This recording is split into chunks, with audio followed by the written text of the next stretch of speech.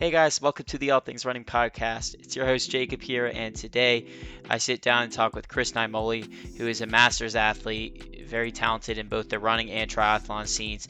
He recently finished the Ironman Maryland in a time of 9:05:01 for sixth place overall and second in the men's 40 to 44 division age group. So he's definitely a very impressive athlete. And so after I saw him perform like he did at IMMD, I really wanted to talk with him, and as someone who's just constantly looking to learn more in the sport of running, but also outside of running, I thought this would be a great opportunity. And so I took advantage of it, and I think I learned a lot from it. I hope you guys do too. I wouldn't be alarmed by the fact that this is largely about the triathlon scene today in this podcast episode. I think you'll still get a lot out of it and find it very interesting. So stick around, enjoy, guys, and I'll see you in the next one. Oh, what's up? Hey, Chris. What's going on? Thanks for coming on, man. Appreciate it. Yeah, no, it's gonna be fun. Yeah, saw you're already back into the swing of things, running workout this morning.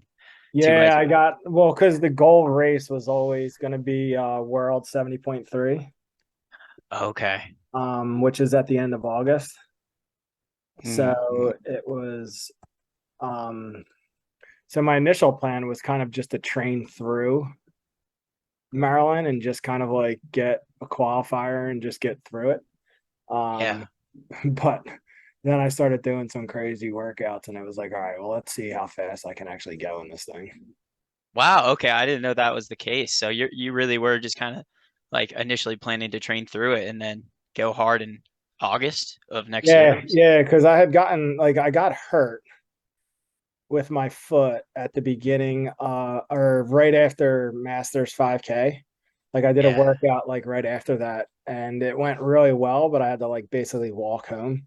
And then I didn't run a step for till like 2 weeks before June started Mm. because I had a triathlon that was deferred. And I was like, Oh, well, I geez. was like, either way, I'll just do the bike. I'm like, but let me see if I can just run 6 miles. So I was running like 6 miles every other day. Mm-hmm. For 2 weeks. I was running 4 days a week, and I did that for 2 weeks, and then still ran like 6 minute pace at the triathlon coming off the bike. I still ran like 38 minutes, under 38 minutes at the for the 10K, and I finished like fourth overall or something like that. And Yeah, that's awesome. yeah, if I knew, I missed second by like a minute, and I'm like, Oh, well, if I wow. knew that, like I could have went a little harder, but I Yeah. didn't want to like press it. Like I was joking the whole time. It kind of reminded me of like the first parts of the Ironman this weekend. I was just like talking to people, like chatting. I'm like, I'm doing okay. I was like, this is where I'm staying. I'm staying in this zone. Like I don't want to get hurt. Like I'm just doing this because I just want to make sure that I just want to get through this. And the guy that I was working with for the triathlon stuff, he was at that race, and so Mm. he was like, "Oh, you can catch third." I'm like, "I am not trying to run hard. I'm just relaxing. Like, Yeah. we'll talk Monday."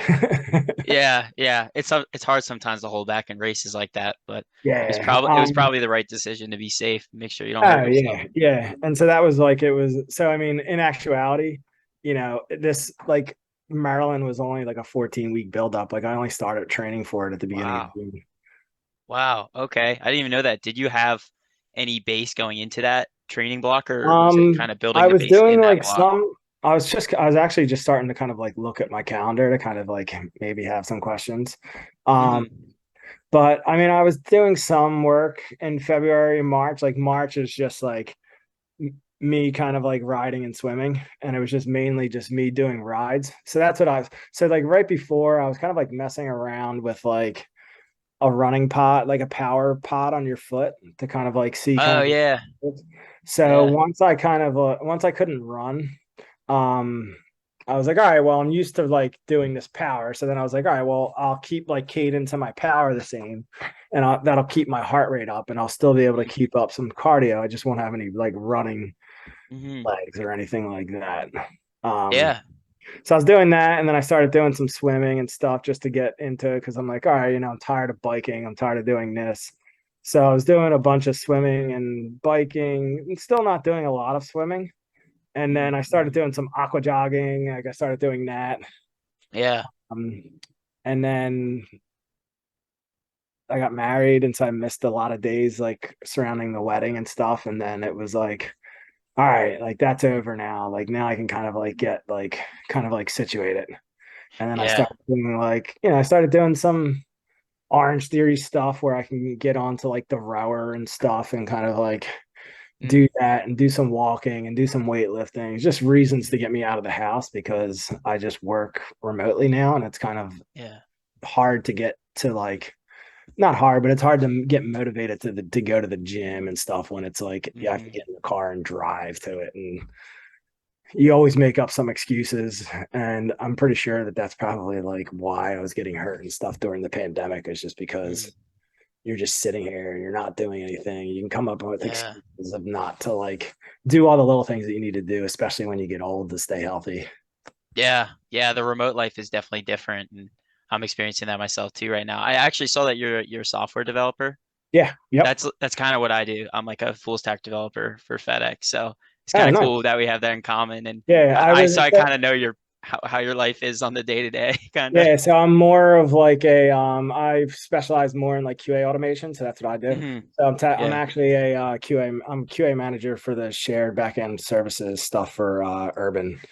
Urban's Hmm. whole all of their products and clients that they have, Mm. like all their brands. That's what it brands. Yeah. Do you find that that job is a good job for, pursuing triathlon at a competitive level? Do you have like Um, time to? yeah, like I mean, it's just it's a lot easier being at home than it was when I was working at Comcast. At Comcast, you had to be in at 9, so it's like 30 minutes of travel time, Mm. 30 minutes travel time home. But then on the flip side, it was like I was single, so it didn't matter. So I was like, oh, I can go to the gym at lunch because the gym was right upstairs. So I'd go to the Okay. gym at lunch, I'd run from work afterwards. And then since I was already there getting changed, like it was easier for me to just stay at the gym and do a lot of the strength training and stuff that I had that I needed to get done. Hmm. But then once, then you get home and then it's like, but I had nobody to come home to. I had nobody worried. Like I was just worried about myself. So I think it would be like, Yeah. it's just that whatever job it is, it's just a lot easier to do all this stuff when um you're doing it remotely just because you can just leave from the house. Like you don't have that travel time that you have to worry about. Yeah, yeah, exactly. I don't want to get too deep into the questions. I want to give a Yeah. quick background, so people are probably wondering who the heck is this guy. I'm talking to Chris Naimoli, who recently ran 905 in the Ironman Maryland, 905.01 to be exact. Uh, and looking back into 2021, you were 11:34:59 in the Ironman, so that progression is pretty insane to me. And I just want to give a quick background into everyone listening. So, you kind of mentioned it yourself. You ran that 5K, but like right before you got injured. You ran 15:35:55 at the Garden State TC's pre-nats tune-up meet on March 20 of 2021. Was that the one? No, so it was the Masters 5K National Championships in Atlanta. Okay. Okay. That's part of like their marathon weekend and half marathon weekend. Okay, gotcha. So that was, I think I was like 50 flat or 49 or something like that. Okay, yeah. And then in also 2019, a little bit before that, you were the champion of the USATF Masters 15K Championship in Yeah. Tulsa, Oklahoma. You ran 48:37 for 5:13 per mile, which is wicked fast. Solo. Uh, you balled out, and the closest guy to you was in your division was 49:51, so over a minute back So from you. yeah, so those races, they start you 10 minutes before the main field. So Okay.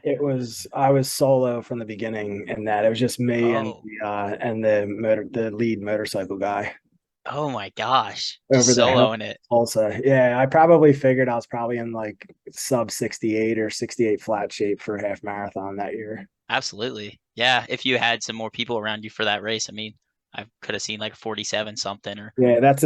that's the same year that I ran 24:30 for 8K at Rothman. Man, you were fit. You were fit. I had a good fall. So I had won Falmouth Masters. I won Cal Harbor Masters. I was second at Fifth Avenue in the 40 to 50 range. Um, I was I won Rothman, obviously. I won the Hmm. 15K. And then I also won the Masters division at the Manchester Road Race. Man, I should have done a little more research. Obviously, Yeah. I missed out on some big ones that year. Yeah, I had it all going into Club Cross, and then Club Cross was at Lehigh, and I picked up a small injury about 10 days out, and then with all the mud and everything, and then it's kind of just Yeah. preludes into all of the issues I've had since then. But the Hmm. mud and like just my weak, like just having the runners things of like having weak hips and everything, just kind of snowballed every kind of like thing that I had going on with me doing Mm. that race. And it was like I went in as one of the favorites, and then I just like with all the mud and stuff and just like things hurting, I ended up like 20th or 19th or something like that. Man. And then I'll finish the background here and then I'll get into some questions. But after you got injured after the Masters 5K, you kind of went more into the triathlon scene. You did run an Ironman 70.3 in Maine in 2021, and then you ran two Ironmans since then in Texas and Maryland. And I mentioned the times you ran at those. Texas, you ran 11:34:59 in 2021, and then you went to 9:05:01 just recently. Yeah. A couple of weeks back at this point, I guess it is, or a little, yeah, About something 10 like that. days. Yeah. 10 days back. And then, yeah, I mean, you ran 9:05:01 for sixth overall, second in your age group of men's 40 to 44 division. You swam 105:33 for the swim, which for those listening, a lot of them are just runners, so they don't know the distances. So 2.4 mile swim. Um, and then 4:32:42 on the bike, which is 112 miles. So that comes out to almost 40 kilometers per hour, 24.64 miles per hour.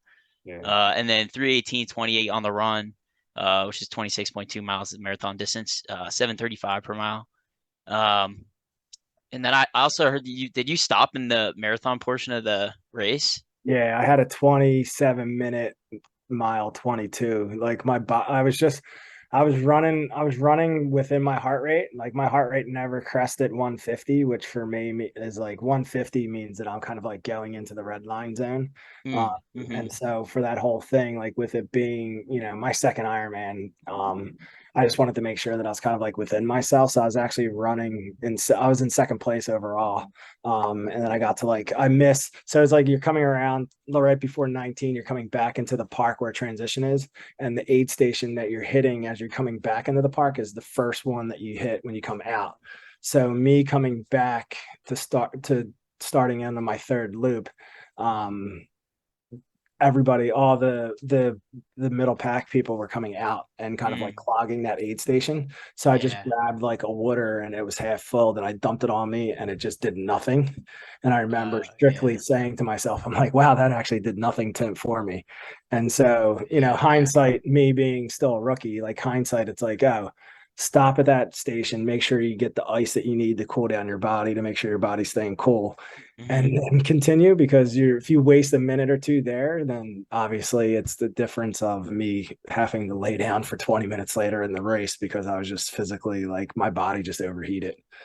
Yeah, yeah, and since you're a rookie, who knows in retrospect where you could have been in that race when you finished. Yeah, I was on pace to go like 8:43 or 8:45, Hmm. somewhere in between there. Um, so that's what I was looking at when I laid down. That's why Yeah. because you're so out of it and you're not realizing because you can't tell who's on what lap. So there's just an enormous amount of people just like walking, passing, running by, Yeah. asking you if you're okay. So I had no idea what place I was in, where I was at in the race. Like it wasn't even until I got to like 24 that I was like looking at my watch and I'm like, okay, I'm like overall, I'm still running like 740s, 735s. I was like, oh, Hmm. that's like a 315-ish marathon. I'm like, I was like, ah, I was like, I'm probably still, and I look at the overall time and I'm like, holy crap. I was like, I'm probably still going to be under 9:10. I was like, Yeah. so then I just started laughing to myself. I'm like, this is ridiculous. Like, I can't believe I just laid down for 20 minutes. Cause I remember working at Brimo Running Company when I was younger. And it was like, if you broke 10 hours, you were considered like a really good Yeah. triathlete. And then it was like, oh, if you're under 9:30, then you're like, oh, you're definitely like a really good triathlete. And so like for me to lay down for 20 minutes and still have like still go 9:05, it's like, Uh, It's crazy. yeah. And considering too that, originally in your head that race wasn't going to be something you were going crazy on, like you had another one in mind, but to know like to have that performance with what happened is crazy and it's definitely probably had your head spinning afterwards as to what you might be able to do in the future. No. Like now that you've learned a Afterwards, little bit. the guy that coaches me, Andrew Yoder's the guy that coaches me. He's like, "Oh, you should do Lake Placid," and I was like, "Absolutely fucking not." I was like, "It's too soon, dude. Too soon." Like, 3 and done. That's the goal. That's awesome, man. Yeah, so before I want to talk a little bit more on the Ironman and your experience at that race, but first I wanted to hear about your background in athletics. You know, did you start as a runner and then kind of transition into triathlete after? Yeah, so yeah, I started running when I was 9 years old. Always been part of the track team ever since. Um, Ran through high school, had a scholarship to Westchester, kind of dropped out halfway through after a couple years. Just a combination of just me kind of not being ready to be out there on my own, I guess, and just more thinking that I could get away with like a bunch of the shit that I did in high school, which was like, just pay attention and not do any outside work, which is not the case when you get to college. Yeah. I was just too young and dumb and cocky to kind of realize that until it was too late. So it's kind of like me leaving slash probably would have ended up like failing out if I didn't leave. So Mm. that was kind of like where I was at. And then just worked at Bryn Mawr Running Company for a while and just started running there, running with the teams and the guys, becoming really good friends with Bob Schwelm and everything. And then what kind of setting me up later in life is met my, became really good friends with like Scott Tantino, Mike McKeeman. Scott owns a couple of running stores in the Philadelphia area, and Mike, who was famously paced Dina to her American record in London. He was the official Oh my pacer for the gosh. London race. Yeah. And he paced her halfway through 20 miles. Ended up finishing the race and qualifying for the trials. That was back when the trials qualifying time was only 2:22. So that was his Mm. first time qualifying for the Olympic trials. And so when I was working with them, and it was like I was kind of like going through some life stuff, and I was like, well, I should finish school. My dad talked me into moving out to California. So I went out there for 7 years to finish up my degree, and that's kind of like that's where I ended up at Cal State Long Beach. I finished up with my bachelor's degree in computer science, Mm. Mhm. but got super fat when I was out there because I was just taking on too much and just doing too much of schoolwork, too much, working too many jobs. I was working 2 jobs at the time because I was putting myself through school and everything, Wow. and just wasn't making time for anything. And so when I was working at Bryn Mawr, I also became really good friends with Terrence Mahan and Jen Rhines. And so two people that I still talk to today. So Mike, that's how Mike ended up pacing Dina. Was then when I was leaving to go to California, Terrence was like, "Oh, Mike, you should come out to Mammoth," because that's when Terrence was taking over the Mammoth Track Club and helping Okay. coach like Dina and them and Meb kind of like a little bit. And so Mike went out there to be Dina's training partner, Wow. kind of like pace her through her stuff. And so when I ended up moving back to Philly in 2012, I got back, in 2011, I kind of was going to a track meet that Terrence was at, and I come walking up, and he's his first person. You were like, "Dude, you look absolutely terrible," and I was like, just so fat and like out of shape. And he was like, "I was like, I know." I was like, "I finally finished school." I was like, "I just want to get like, I was gonna come here asking like, how can we start getting into like getting back to healthy again?" So at one point, I was up to like at that time, I was up to 245 pounds. Um, Wow. and he's sort of helped me with my nutrition, kind of getting that back on point, doing little things, getting back to running and everything. And so, and then I moved back in 2012. And when I saw him, it was May of 2011. By Broad Street of 2012, I had run like under 59 minutes for the race and kind of like pacing through one of the girls that was that I was running with at the time. Wow. That's a crazy comeback story. And then And I then, decided to do Philly. And then I ran Philly. I did 255 at Philly, qualified me for Boston. I didn't want Boston to be my second marathon, so I did Philly again the following year. Ran mm, 246 there, then ran 244 at Boston, and then I was training for 2015 Boston, and the goal was to break 230 there. And then I got mm. hurt, and then I just switched to the track and never went back to the marathon ever again. Went back to track running, and then I was just like, oh, So then you start like, then you start adding little things, and it's like, well, what if I started doing this? What would that do? And I was like, well, what if I started adding this? So like when I was training for Boston the second time, it was like, well, I was only running 6 days a week. What happens if I started running 7 days a week now? What happens if instead of running 50 minutes easy, I start running 60 minutes easy? So I started packing on the miles and then getting up to like up over 70 miles a week. And I Mm. was starting to get fit and ran a couple like 15 sub 15:30s on the track. And then that kind of just snowballed from there. Got a little injury again in 2018, and that's kind of how I started getting into triathlons because it happened. I got injured right before the spring kind of like track season would start, and Mm-hmm. I was like, well, I was like, I can't run. I was like, or I was coming back into running and I wasn't enjoying, like wasn't losing the weight as quickly as I used to. And obviously because you're getting older, it gets harder to kind of like drop. So I was like, Mm-hmm. I'll probably get into triathletes later in life anyway. So why don't I sign up for one? It'll be something to kind of motivate me to get out there and do some cross training and cardio and stuff like that. It'll give me a reason to keep my mileage low, because then I'll be combining it with all these other things. And then I borrowed a bike, I borrowed a trainer, um bought a wetsuit and just started like swimming like awful, but then went and did the Stone Harbor sprint triathlon where I showed up with like this borrowed bike. I had it had a trainer tire on it, and so I didn't even know how to change a tire. So I'm picking up like my number the night before the race, and I'm like, can you guys help me like change this tire? I'm the last person picking up my packet, and then two guys are like helping me like change my tire on the thing and put like a new tube in there. And so and then I show up the next day and ride, like I had only done like 10 spin classes, and I show up the next day and I rode like just under 24 miles an hour. I think I was like 23.8 on like a road bike with aero bars on it, which is kind of like ridiculous. Uh, That's quick. and then I ran 17:10 coming off the bike with not being in that great of shape. So it was kind of like, all right, well, I could probably be good at this stuff too. So I started doing it, and then so I did it all summer long, and then I had a great fall, like racing wise. Mm-hmm. And I was like, well, so 2019, I was like, well, let me just do the same thing. So I just run like 15 flat on the track in 2019, right before I turned 40. But I did it in a pair of 2000 Puma Harambis, which I jokingly said was older than a lot of the kids that I was racing against at Widener at the time, because the shoe was like 20 years old, and some of those Oh kids, my gosh. and it absolutely destroyed my calves, and I just couldn't like. People don't know how good they have it with the spikes that they have now that are out there. Yeah. Um, Yeah. but my calves were destroyed, and then I just couldn't run any times later, like anything faster than that. So coming off of like I always take like 2 to 3 weeks off in the month of May. And then I started coming, I was like, well, let me do triathlon training again because that helped me so good in the fall, and then that just set me up again for what I had in 2019. Mm. And then the switch to like the longer stuff didn't happen until the pandemic, because the triathlons were like the first races that are coming back, because you can kind of like, because they were doing it kind of like time trial style. So they could set off somebody Yeah. like every 5 seconds, 10 seconds, and they could keep you separated until that time.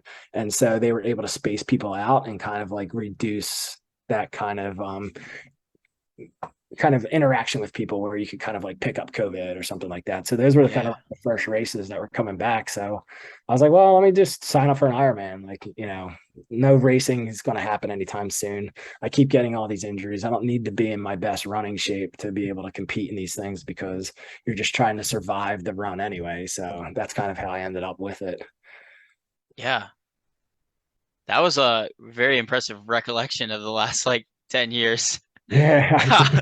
I'm like very impressed you were able to go that far back and then go like year by year with that. Kind of, yeah, because I kind of live it, because people are like, where'd you come? Like a lot of people, especially now, like in the triathlon, where they're like, where did you come from? Like, what did you do? Yeah. And so, you're kind of like, well, this is what I did, and then you Hmm. just like to be prepared, because, I'm sure there's people out there talking, saying like this, there's constantly people saying like who's clean, who's not clean, stuff like that. So, Yeah. Yeah. When you run 905 like that, they're gonna start questioning things. yeah, Especially with the time you had to take off with the 20-second mile. yeah. Out of Yeah. curiosity, when you did your first triathlon, when you were kind of like shedding weight still, What was your training like going into that first triathlon? Was it just like, did you do any research on how to train, or did you just kind of wing that one? I talked to some friends and they kind of gave me some ideas on like what to do and stuff, but it was mainly just kind of like winging it. So Hmm. I was there was spin. I was part of a gym that had spin class, so I would just go to spin class 2 to 3 times a week. And then I would swim on my own at lunch, and I was just doing so the swim is only 400 meters or yards or whatever it was. It's a quarter mile swim. So I was Hmm. just doing 4 by 100 with like 30 seconds rest, and that was like literally what I was doing. So I would do that, and then and then like right before the race, I just swam 400 like straight just to make sure that I could do it. And I was like, oh, okay. I was like, I should be fine there. And then I was doing spin classes, and then I was just running every other day for like 5 miles at a pop. Yeah. And over the years, did you start to do more research into the triathlon, or were you still mostly interested in running? No, I'm still, and I'm still to this day, I'm just still more interested in running. Like it's just Yeah. more, that's still where my heart is. And it's like, Hmm. one, the triathlons are just so expensive, and two, like Yeah, they are. I can't get like much out of it. Like if I'm still in my best running shape, like there's still some accolades that I can kind of get, and like I could still go to like some of these big races and still win some money and stuff, and that's a lot more Yeah. fun to do than paying out the ass to go to all these triathlons and stuff and Yeah. do that. Did you find that, when you would pick up these running injuries and then you would decide to do like a triathlon season, did you find that helped you in just kind of reducing your injury rate and keeping you healthy? Um, it does, and I feel like because you're biking, like I always feel like as long like when you're biking, it kind of helps you with your running form because you're using so much glutes Mm, in hmm. your biking. And so that's what, and you need your glutes to fire when you're kind of running. And that's all part of that hip flexor area that kind of helps. So I've always felt when I'm riding a lot that I tend to be a lot more complete running wise. Like I feel like my mechanics are better. Mm, But then I didn't realize until I started working with a coach that it was like, when I was first doing training, I was just throwing in these things as like a way to kind of get more cardio in. So I do my swimming, do my hmm. biking, and I was always running 7 days a week. So I was still running 70 miles a week and then trying to do all this stuff. I would take off, like I wouldn't double once a week. And that would be like the day that I was doing my long run. And so otherwise every other day I was either biking or swimming and then doing a run in the afternoon. Okay. And then I found out that when you're running that much, the one thing that suffers is your swim. And so, Mm, so you can run and swim all that. So then it's like, all right, well, if you reduce your running, then your swim will be a lot better and it won't necessarily affect your running times. Like you can mm, almost run faster coming off because mm, run legs are kind of like more fresh, and the biking kind of like flushes stuff out instead of like the running. But mm, to me, I was like, I'm still a runner. I'm doing running. And so mm, when I was coaching myself and kind of just like getting pointers from here and there from different people, like that's kind of what I was doing. And then I found out that mm. it's kind of like not the way that you want to do things when you're in the triathlon world. Yeah, I mean, consider especially your strength was obviously running. You definitely want to focus on your weaknesses in the triathlon because Yeah. the bike especially is gonna be the main performance benefit for you if you work on making that a strength for you. And that's what Given a lot of people are joking around now, probably saying that I was in the wrong sport my whole life, that I probably should have been a cyclist instead of because my average heart rate at Maryland, even though I rode 24.6, like my average heart rate was 124 for the whole ride. And that was after the swim.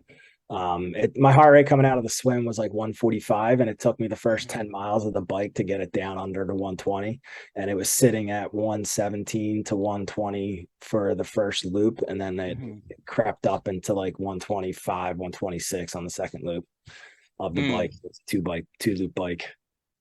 How long did it take you to figure out those numbers and figure out where you wanted your zones to be? I mean, coming from someone who's not a um, triathlete, I like so yeah, don't. so I mean, I know my body. I wear a heart rate monitor for everything. Yeah. So when I was running, so that was like one of the reasons why I was like, oh, I'm just gonna self coach, because I talked to a guy that coaches triathlon people, and I was like, I was out on my bike, and I felt like I could do this pace at this cadence, and I felt okay doing it. And this was my heart rate. So I think my heart rate zone should be here. And he's like, oh, do you have like a race, like a half marathon or something from your running days? And I was like, oh, I have the information from when I ran Tulsa. And he took that and he ran it and he looked at the numbers and he said, your heart rate should be 120 to 125 when doing the thing. And I was like, what do I need a coach for? I'm like, I came up with that on my own. I was like, I just did that riding around the streets and just came up with that. Like looking at my heart rate, feeling what I could do. I was like, I could do this. I feel like I could do this for 4 hours. And that's how I came up with that number.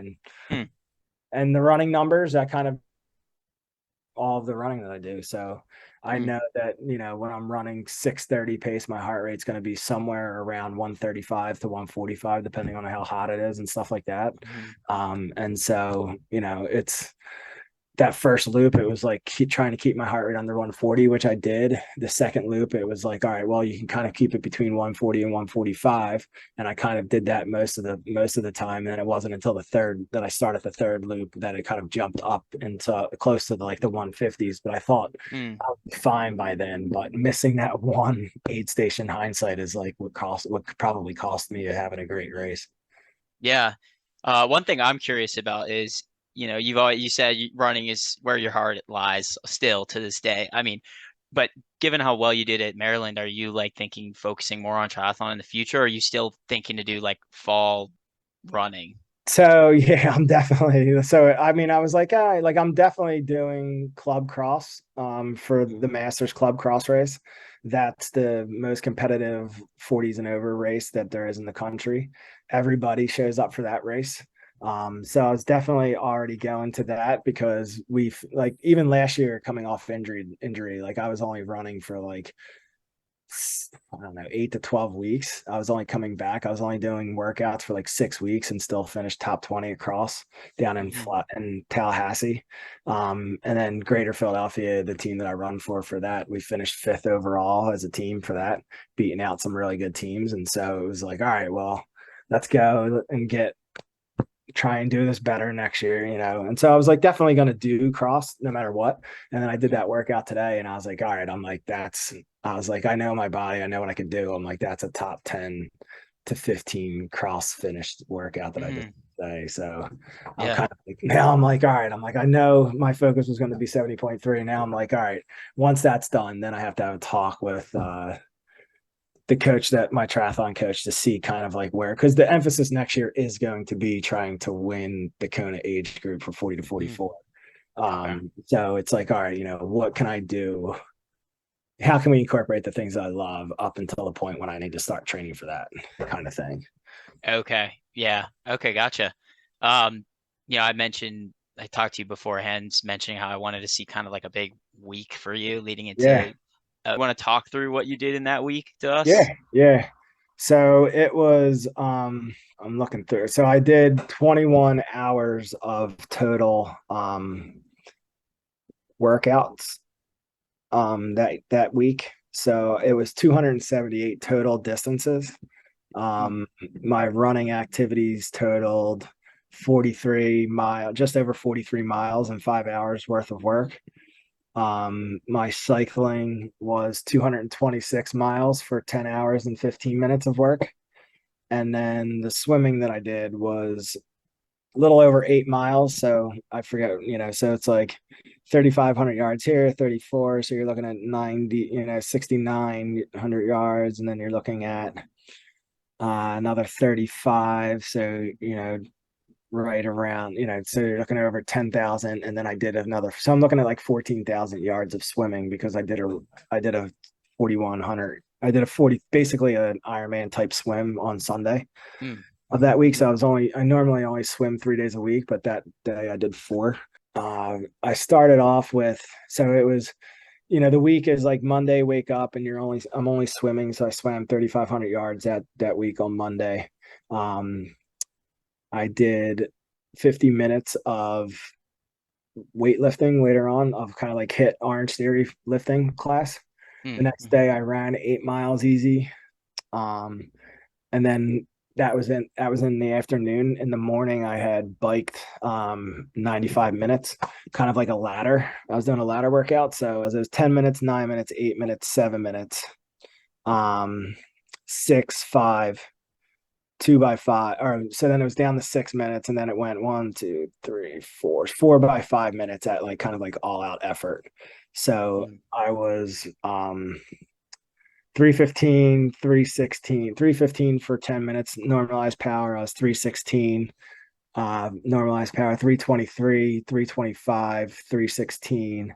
And then my 5 minutes, the 4 by 5 minutes, I was up around like 325 to 330 normalized power, which is for me, that's like riding like 26, 27 miles an hour, somewhere around there. mhm, mhm. Um, Swam 3,400 yards on Wednesday morning, and then an easy 90 minutes at Wednesday night, and then did a lift class Wednesday night. Thursday was 2 runs, so I did a 14 miles of fartlek work. Okay. So it was 10 minutes easy, 30 minutes at 620 to 630 with a 5 minute float, 20 minutes at 610 to 620 with a 4 minute float, 10 minutes at 6 flat to 610 with a 3 minute float, and then 5 minutes at 550 to 6 minute pace, and then the finish easy. I ended up right just under 90 minutes and averaged 630 for that whole thing. So that was kind of like number one, like, okay, I'm probably going to be pretty fit for, like, that's when I started realizing like that I'm going to be pretty fit for this thing. Yeah. And that it was going to be a kind of like a really good race. And then I had to do 75 minutes easy in the afternoon. So the workout was at Mm, night, and then the evening was 75 minutes of running. Well, I guess I was like 73, but it was like more like seven. I was keeping it at heart rate, keeping my heart rate under 120. And I averaged like 740 for the whole run for that. So that was like just over 9.5 miles. mm, So that was, and that Thursday, that just gets your legs tired. So that, I swam Friday morning. It was 3,500 yards of swimming with an easy hour biking followed that. And then it started like the really big session, which was, I did 4.5 miles or 4.5 hours of riding at Ironman watts, which for me was between 230 and 250. Um, and this was out in Lancaster. I did this where my okay. coach is situated, Mm, mm. and there was 3,400 feet of elevation over the 100 miles, and I averaged just under Oof. 22 miles an hour. And I Jeez. remember that day it was really hot, so it was. Let's see what was if we could see the temperature for the bike, the max temperature, it was got up to 86 degrees by the time I was done the bike. Oh, Um, jeez. and right after the bike, we jumped into, so it was like a brick session, kind of like simulate Mm, Ironman stuff. And then I had an 80-minute run that I was supposed to do, and I did that. I did 12 miles, averaging 639 pace. I had gotten up to like 90 to 91 degrees, 92 degrees during the run. And just did this kind of like 1.2, 1.3 mile loop where every time you're coming around, you're getting water, you're just calling out what you need to try and like simulate what you mm. need for for the Ironman. I kind of actually messed up on the bike and went a half hour too long. So I was Oh, supposed to do a 90-minute brick, and I was feeling okay for the majority of it. And I knew that I was like, running too hard because, it wasn't just me that was there. It was like his whole like racing crew that was there that was getting ready for okay. like races was there doing the brick session as well. Mhm. Some Maryland athletes and then some Kona athletes, and so there, I'm starting the run and there's like a couple like carrots in front of me, and I'm just like, oh, I'll chase this down, and I'm like started just chasing people down instead of just like, and that's kind of where I got where I was like very strict in what my heart rate was doing, because Mm, I knew during this heat thing, like this brick, that my heart rate was up around 145, and I'm like, this is going to be too high. I'm like, but I'm running like sub 630 pace. It feels easy. And I'm like, of course it feels easy because it's 630 pace, like, and I'm in like a pair of alpha flies. And so it's like, Mhm. just bouncing along, and then like it just kind of they started. I was doing fine, putting ice down with me, getting water, and then when they ran out of ice, this was like a prelude of what was happening. I was like, that's when it started hitting me, and so Mhm. I started to slow down a little bit, and then I got to the point where I was like, all right, I'm like kind of done with this. Like, even though I went a half hour overwards, like I was only supposed to do like 6 hours, and now I'm up to the point where like I'm almost doing like 6.5 hours of work. Mhm. Um, Mhm. so I was like, I'm good for this. But that's kind of like I wish I would have been more alert of like what was happening. It wasn't until after Maryland when I was like, oh, I missed that ice station that I was like, oh well, back on that brick run when I was doing it. Mhm. I guess they ran out of ice, and it was like right after that is when I started like kind of going Mhm. downhill with like falling apart and stuff. So Yeah. that was Saturday. And then Sunday it just so happened to be that there was the Tim Kerr Charities. I don't know, Midge Kerr, who's a triathlete herself. She's the wife of Tim Kerr, who was a big flyer, big time flyer. Anybody that's a fan of the Flyers knows Tim Kerr.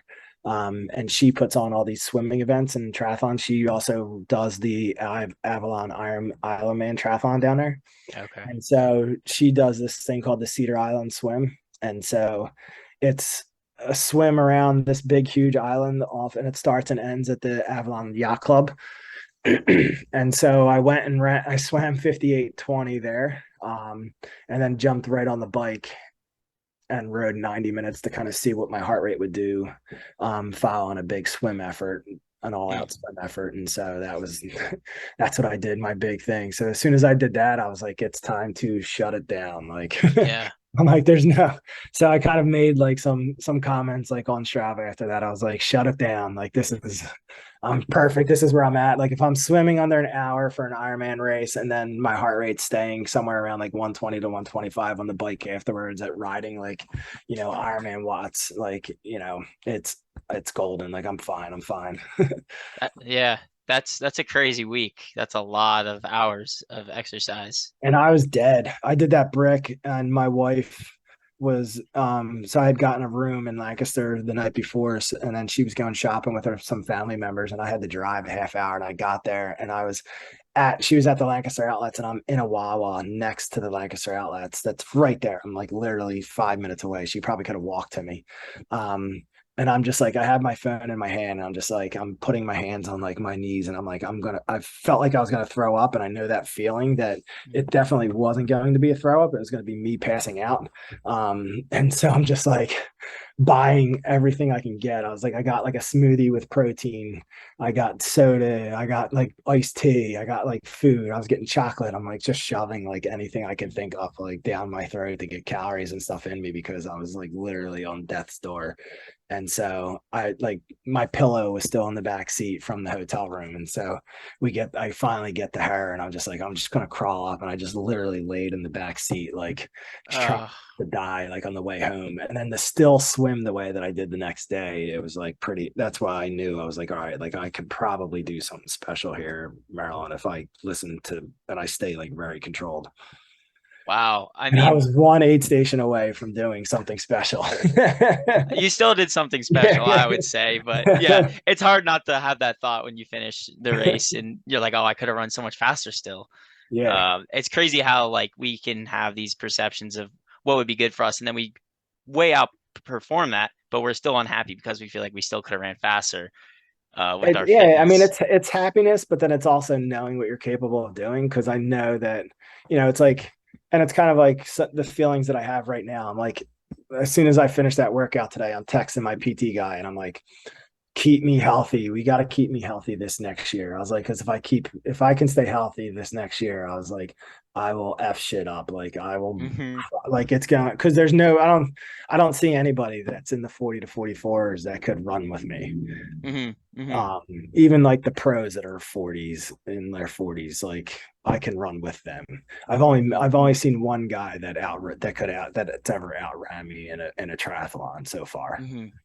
So Wow. I Yeah. mean, like I can run like, and I wasn't even at that time, and that was at Maine. The guy, so I ran 75:12 at Maine last year for the half marathon coming off the bike. After riding 25 miles per hour on the bike, and the guy that won the whole race ran 74 and change. And he's like a former, like he's a 65-minute half marathon Oh, performer. Like he's run 2:21 for the marathon. Like he ran for Harvard. jeez. Like some of that's what's like so funny that kind of like keeps you motivated and going. It's like you see these guys, and it's kind of like why I like doing the masters um running circuit as well, because the guy that won the 5K at in Atlanta is like a former 338 performer at BYU. He finished second to Leo Manzano in the 1500 at NCAAs the one year. Like you're running with Christian Murray, who's a 337 guy and ran in so many of these like USA championships and stuff like that. Mm-hmm. Like, there's a lot of pedigree people out there that Mm-hmm. like, and then there's me who dropped out of school, like was fat. Now I'm like, so it kind of like, doing all this stuff kind of just like validates some of like the talent that I thought I had that I was younger that I kind of like pissed away that I never kind of achieved. And now I kind of just validate like, okay, I could have been a 14 scratch kind of like runner, like a 14 flat 5K guy. I could have been a sub 410 guy, like, because it's Mm-hmm. valid with the results that I have now, like later in my Mm-hmm. career. Yeah, I was curious. I was gonna ask you that, like, did you feel like you had a lot of talent when you were younger, when in high Yeah, school in yeah. And I just, Westchester? yeah, when I was running at Bryn Mawr, it was just like, I just at the time I was just like, I just wanted to be with like the boys. Like it was fun to kind of like run and do workouts with everybody. And I wasn't really, it was like as long as I felt like I was fast enough to hang out with everybody, that's all that mattered.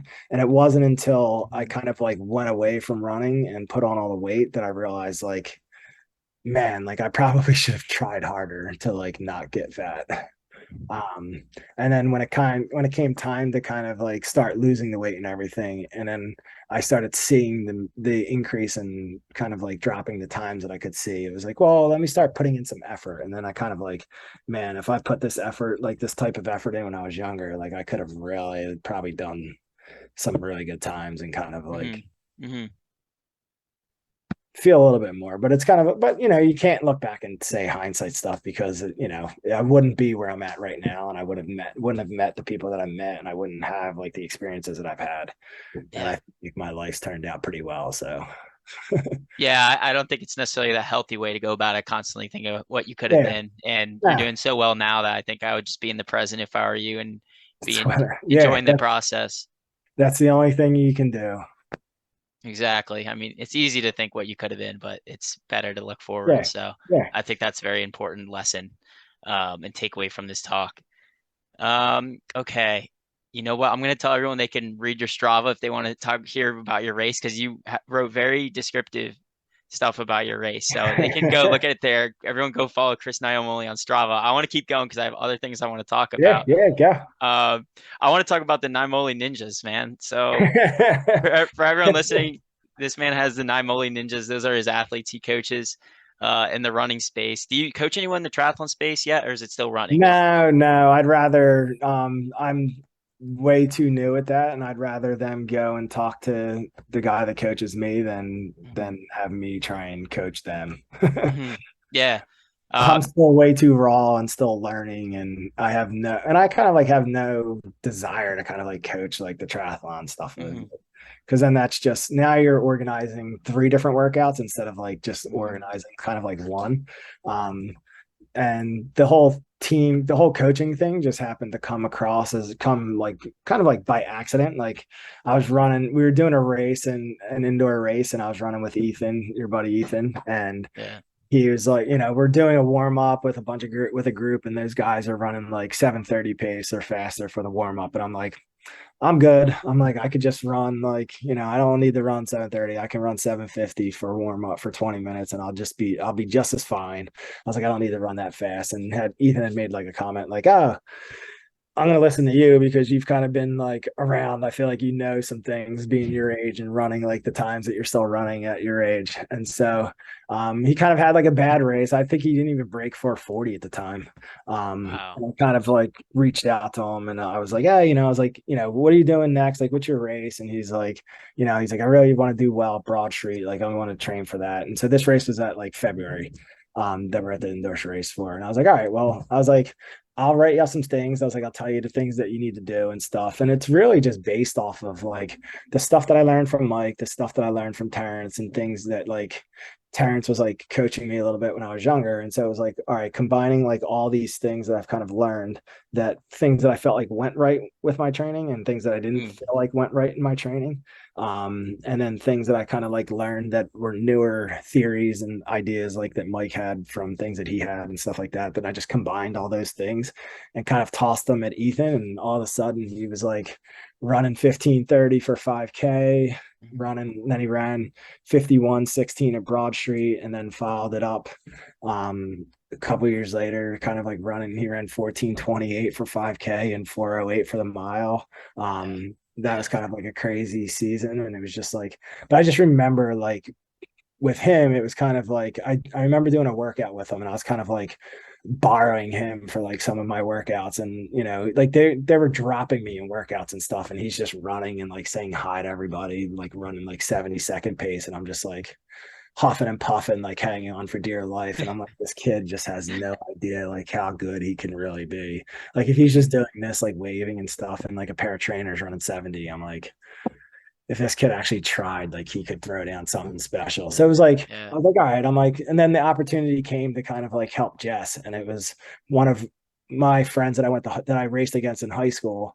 His wife is friends with her. And she was like, Mm, oh, she wants to break 3 hours. She doesn't really know anybody in Philly. She joined Philly Runner, but she doesn't know the Philly Track Club, but she doesn't really know any of the girls. And I was like, well, I'll reach out to her. And I was kind of like, do you trust me to kind of like, and I was kind of curious to see if like my ideologies and things that I learned and stuff, what, like I knew Ethan could do whatever he could do off of anybody's training. But I was kind of curious to see if it like kind of would work for like a female or somebody. So she hadn't mm, even like, yeah. her goal was to break three. I think her PR was like 309 or something like that, or 305. She was like 18:49 for 5K or something like that. And so it was like, all right, well, let's look at kind of like what you did. I'm like, all right, so you're looking at this, like here's some of your weaknesses, here's some of your strengths. I'm like, your weaknesses is like some of your weaknesses, like you've never done like tempo run type stuff. So Tuesdays we'll do hills, Fridays you'll do tempos, Sundays you'll do long runs.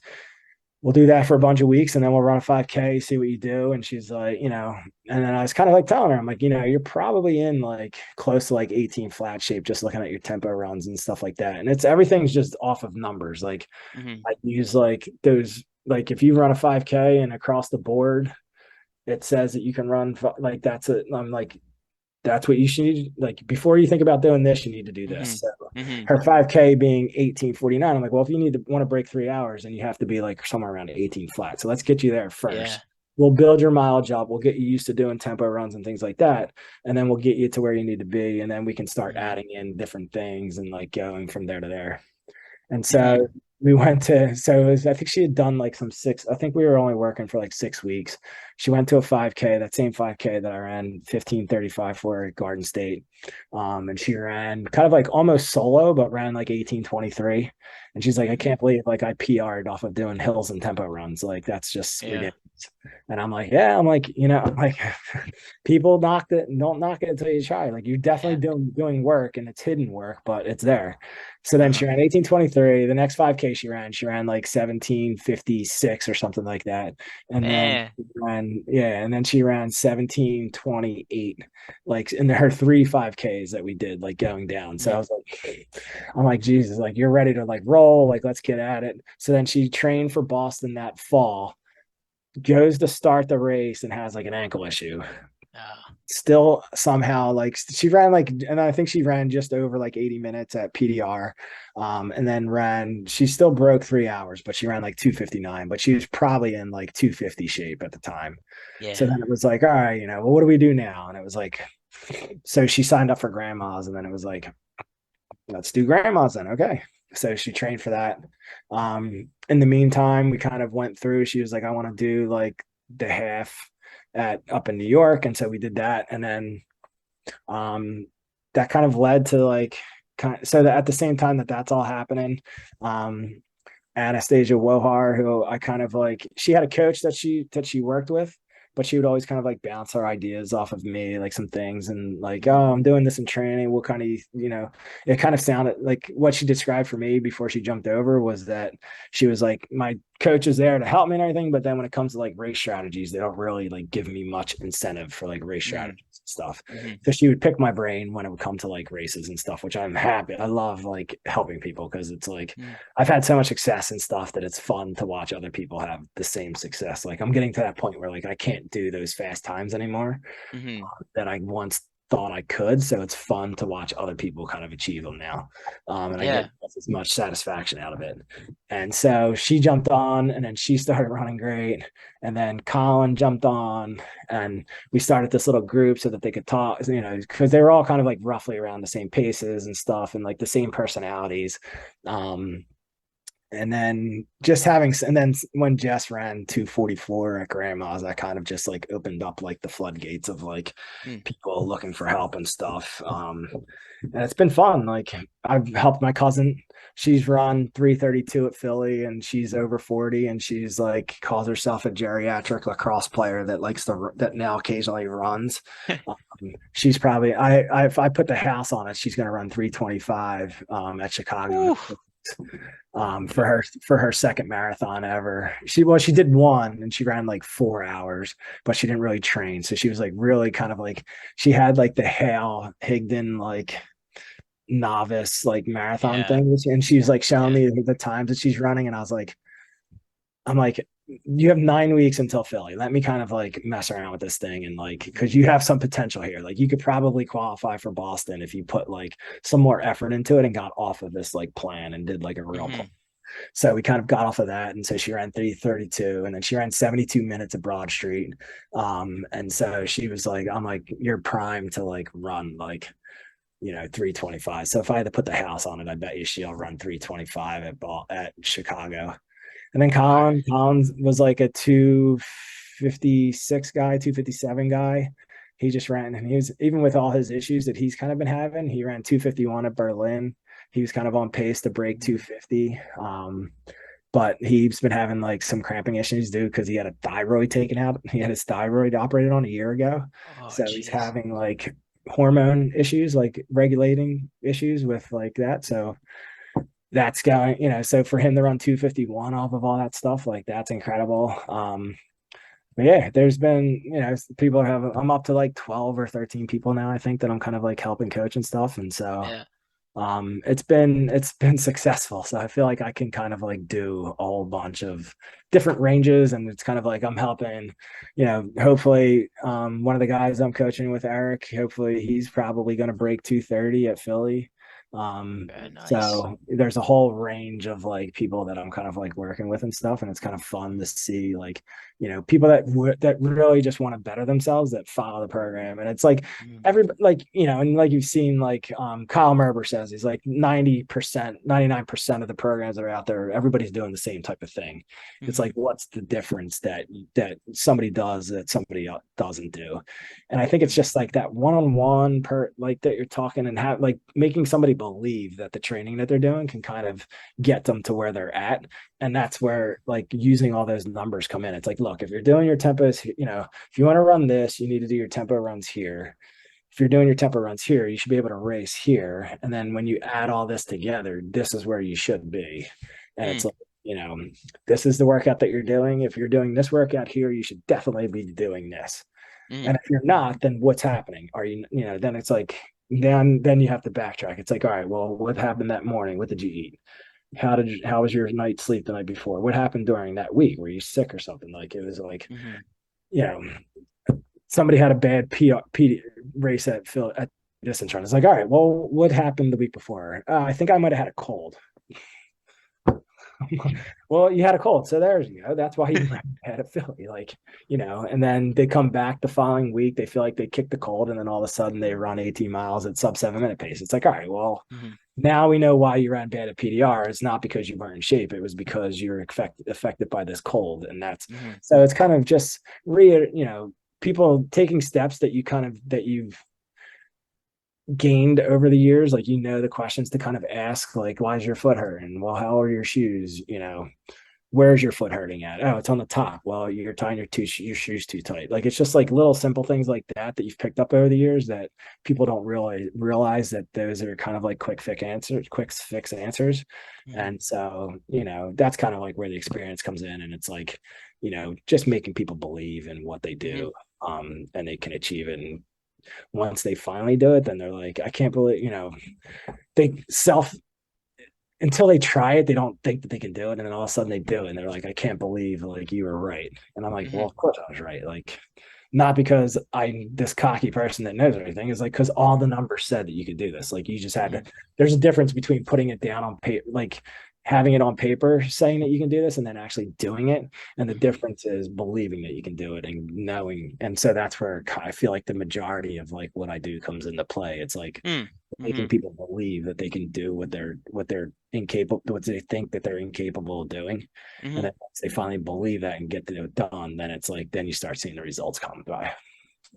I think that's huge, definitely. Like you want your athletes to be confident, and I think that's the beauty of having a coach that communicates openly with you is that you can get a good idea of where you're at in your fitness. And sometimes it's hard to gauge that when you're just self-coaching, whereas when you have someone else looking at the numbers for you, they can give you a like heads-on, like objective take on where you think your fitness will be, and they can give you a lot of confidence. So I think that's a And huge thing to have. you being a software engineer, what's the number one role of software engineering? Oh gosh, oh no, just tell me. Never test your own code. Yes, right, exactly. Yeah, make sure someone So else reviews it. because you can't see the holes that are in your thought process when you're writing your code. So I just take that philosophy in life. So it's like people are like, oh, you coach people, but you still have a coach, and I'm like, because I'm still learning stuff, Mhm, and mhm, I also too like I don't want to like I need somebody to tell me what I'm missing in my training because I necessarily don't want to do that, and I don't want to be in mhm, charge of my own training and then have like questioning things that I'm doing, like, oh, well, should I really be doing this? No, like I want somebody else to let me know that this is what mhm. that somebody else be in control of you, and then you could be in control of everybody else, like the other people that are inside of you. Yeah, do you have a coach for running as well, or do you coach yourself for Yeah, that? yeah. I work with Jen Rhines actually. So I was with Mike for a while, the guy that I talked about earlier, who was pacing Dina. I Mhm, worked with him from 2013 up until the pandemic, and then he was kind of like, okay. yeah. He's like, you were the last of the people I'm coaching. He's like, I'm kind of like over it now. And I was like, I kind of figured that. So he learned from Terrence, and which better, I have so much faith and respect for Terrence that like, um, which better way to work with somebody than work with, a three-time Olympian who's also kind of like That's has the same awesome. type of like methodologies and things like with training and stuff. So yeah, I work when I'm doing just strictly running stuff, I work with Jen Rhines.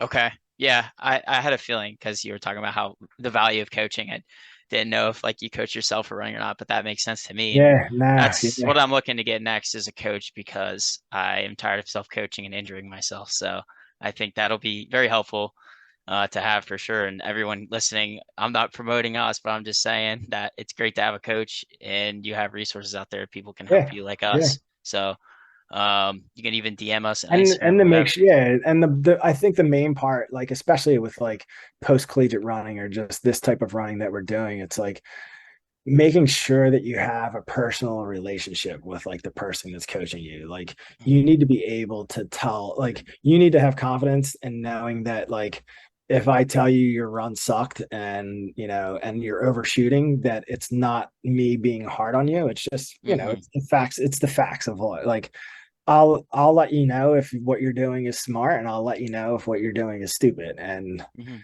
I kind of don't hold back at that. And so, it's kind of like the old school person of me. Like it is what it is, but I'm very funny. I'm very sarcastic, but there's, it's definitely cutthroat as well that like, mhm, you have to be kind of like stern and like, all right, mhm, don't do this again. Like mhm, this is not going to get you to where you run results. You can do mhm, that. You're more than welcome to go and do that, but that's not why you're asking me to help you. mhm, And so we just need, you need a personal relationship with somebody that you can be able to say, like, hey, I'm thinking about doing this race. Can I do this? And it's like, yeah, we can do that. And if it's not something, then you need this, like, I have to be able to have confidence in saying, like, nah, let's not do that. That sounds like a bad plan. And then yeah. and you being understanding and like know that it's not, it's not anything personal or anything like that, but it's something, it's because we have this big picture in mind.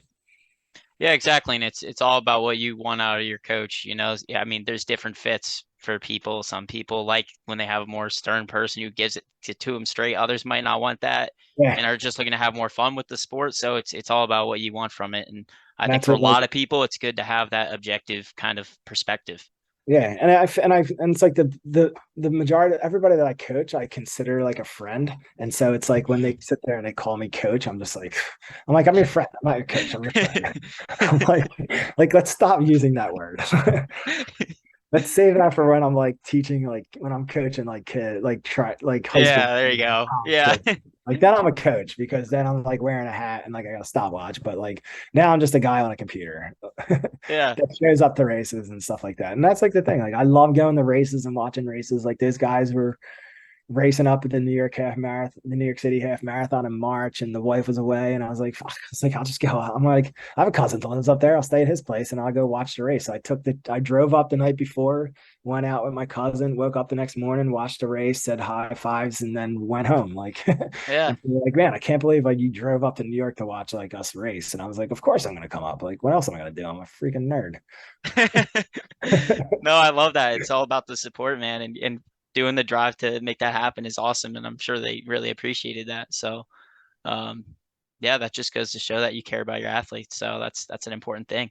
And I let them name the group, and it wasn't me. So Oh, really? That you didn't come up with Naimoli Ninjas? yeah, they were the ones that came up with the name. So I allowed the team to make the name and not vice versa. So Yeah, I was curious about that actually. I was like, man, I wonder if he came up with this himself or like, I don't know. no, I had named the group um because Colin's Irish, so I named them like the Greenleaf Assassins.